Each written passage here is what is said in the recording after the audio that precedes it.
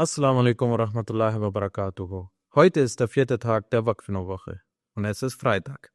Und wir alle wissen, was das bedeutet. Jumma-Gebet. Das ist nicht nur eine Pflicht für uns Muslime, sondern auch eine riesige spirituelle Chance.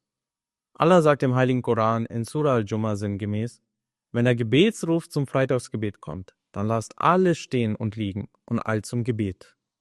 Das ist besser für euch, wenn ihr es nur wüsstet. Klingt doch eindeutig, oder? Freitag ist nicht einfach nur ein Wochentag, es ist ein besonderer Tag. Der heilige Prophet sallallahu alaihi wasallam hat gesagt, dass der Freitag für uns Muslime wie ein Freudentag ist. Er hat uns empfohlen, vorher zu duschen, Parfüm aufzutragen und die Zähne zu reinigen. Aber warum ist dieser Tag so besonders?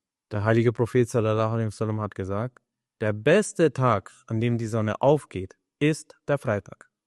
An diesem Tag wurde Adam erschaffen, an diesem Tag kam er ins Paradies und an diesem Tag wurde er auch wieder herausgenommen. Und ganz wichtig, es gibt eine bestimmte Stunde am Freitag, in der Allah uns jede Bitte erfüllt. Und dann gibt's noch die Sache mit der Pünktlichkeit. Der heilige Prophet sallallahu alaihi wasallam hat erklärt, dass die Engel am Eingang der Moschee stehen und genau aufschreiben, wer zuerst kommt. Und je früher man da ist, desto größer sind die Segnungen. Sobald der Imam die Predigt beginnt, schließen die Engel ihre Bücher und hören zu.